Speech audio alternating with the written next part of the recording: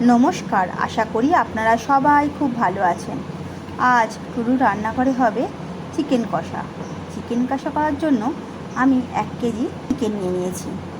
চিকেনটাকে ভালো করে ধুয়ে জল ঝরিয়ে রেখে দিয়েছি। এবার এই মাংস করার জন্য আমি দেব পেঁয়াজ, আদা, রসুন, কাঁচা লঙ্কা আর একটা টমেটো। প্রথমে আমি একটা মিক্সার জার নিয়ে নেব।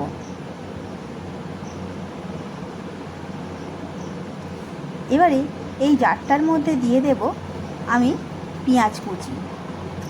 আমি এখানে 3খানা পেঁয়াজ নিয়েছি। 3খানা পেঁয়াজটা কুচো করে নিয়েছি। সেই কুচোটা এই মিক্সি জারে দিয়ে দেব। এবারে দেব রসুন আর আদা,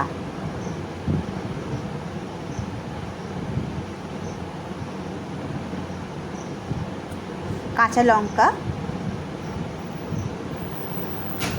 আমি 10-12টা কাঁচা লঙ্কা নিয়েছি আর দিচ্ছি একটা টমেটো। এটা আমি মিহি পেস্ট করে নেব।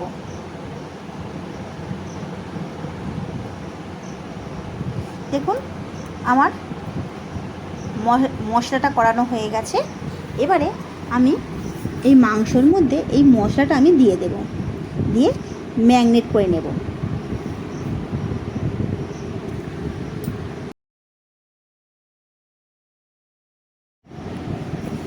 এবারে এই মাংসের মধ্যে দেব 1 চামচ ধনে গুঁড়ো, 1 চামচ জিরে গুঁড়ো,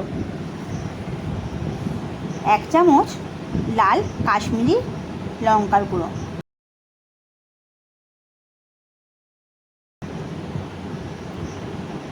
1 চামচ হলুদ গুঁড়ো, দেব 3 চামচ সর্ষের তেল,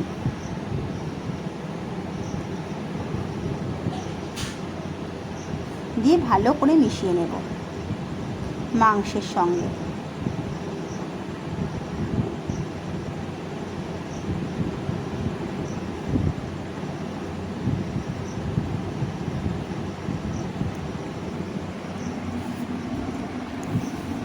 আমার ভালো করে মেশানো হয়ে গেছে। এবারে আমি একটা পেঁয়াজ কুচিয়ে রেখে দিয়েছিলাম, সেই পেঁয়াজ কুচিটাও আমি এই মাংসের সঙ্গে ভালো করে মিশিয়ে নেব।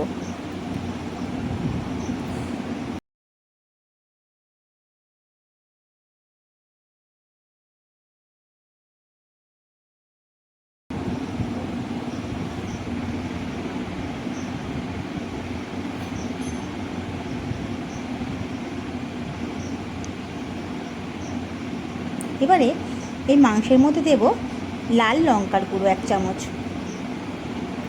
আর গরম মশলা গুঁড়ো 1 চামচ, দিয়ে আবারও ভালো করে মাংসের সঙ্গে মিশিয়ে নেব।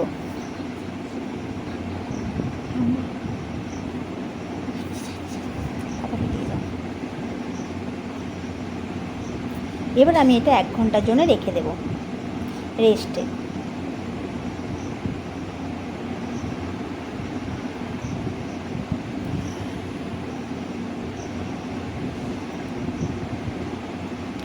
আমি 1 ঘন্টা পরে আসছি। দেখুন আমার এটা ম্যারিনেট করা হয়ে গেছে। এবার আমি এটা এক সাইডে রেখে দেব। এবার এই মাংসটা করার জন্য আমি কিছু আলু দেবো।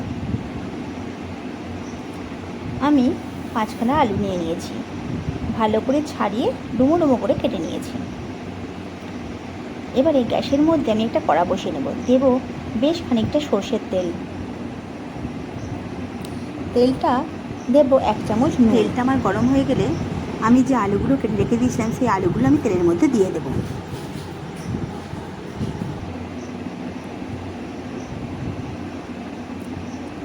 এবার এই আলুর মধ্যে দিয়ে দেব 1/2 চামচ হলুদ গুঁড়ো,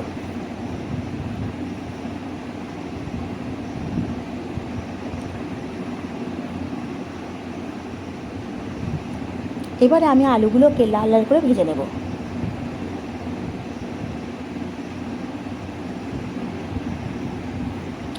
দেখুন আমি আলুগুলো ভেজে নিয়েছি লাল লাল করে। এবার আমি তুলে নেব। এবারে এই তেলের মধ্যে দিয়ে দেব একটা তেজপাতা, একটা শুকনো লঙ্কা আর দেব জিরে, দিয়ে দেব জিরে, গোলমরিচ, লবঙ্গ, এলাচ আর দারচিনি। দিয়ে হালকা ভেজে নেব। আমার মশলাটা ভাজা হয়ে গেলে দিয়ে দেব মাংসগুলো, ম্যারিনেট করা মাংসগুলো।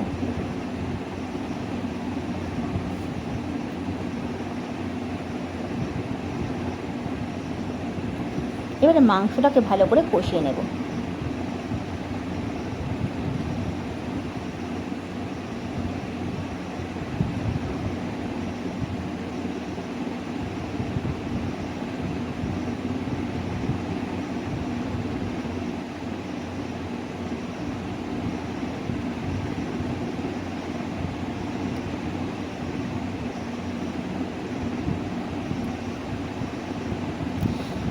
দেব স্বাদ মতো নুন।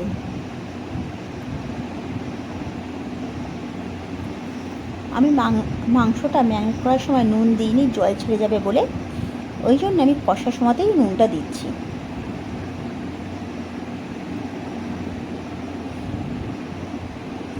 নুন দিয়ে মাংসের সঙ্গে ভালো করে মিশিয়ে নিতে হবে। দেখুন মাংসটা আমার কত ভালোভাবে কষানো হয়ে গেছে। আরও ভালো করে মাংসটাকে আমার কষিয়ে নিতে হবে তেল ছাড়া পর্যন্ত।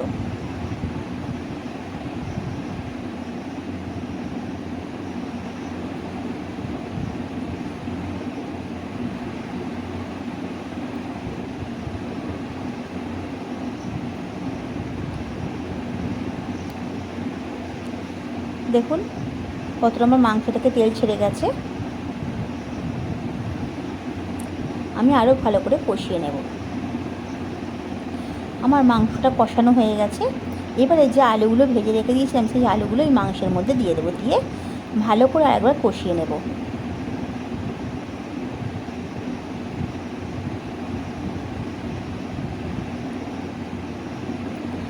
আমার কষানো হয়ে গেছে। এই পর্যায়েও নামিয়ে নেওয়া যায়। এইরকমভাবে মাংস নামিয়ে নিলে রুটি, পরোটা এইসবের সঙ্গে খেতে ভালো লাগে। কিন্তু আমি একটু জল দেবো, আমি একটু বেশি করেই মাংসটা ঝোলঝোল করব, ওই জন্য এই মাংসের মধ্যে একটু বেশি করে জল দিয়ে দেবো।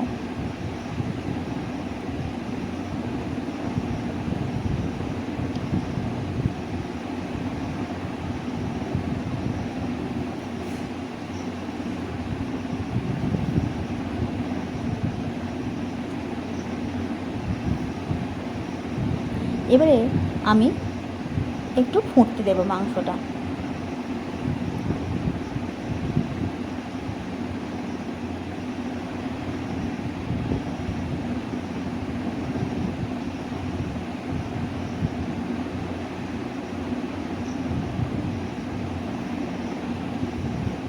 আমি এবার একটু চাপা দিয়ে দেবো।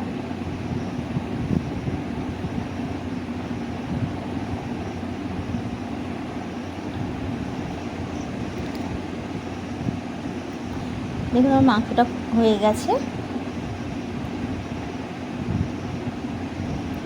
আমার আলুগুলো সেদ্ধ হয়ে গেছে।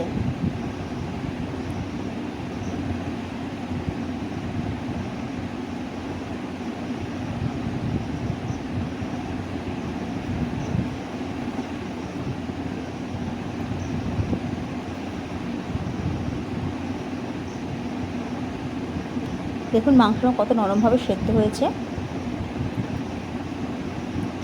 এবারে এর মধ্যে হাফ চামচ ঘি দেব। ঘি দিয়ে আমি মাংসের সঙ্গে মিশিয়ে দেব।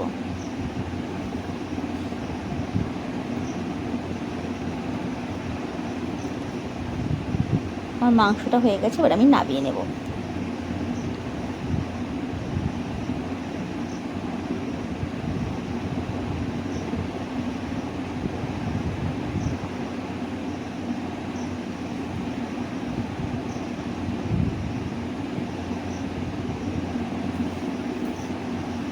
আপনারা এই রকমভাবে একবার মাংসটা বানিয়ে দেখবেন, পুরো অন্য ধরনের, অন্য স্বাদের।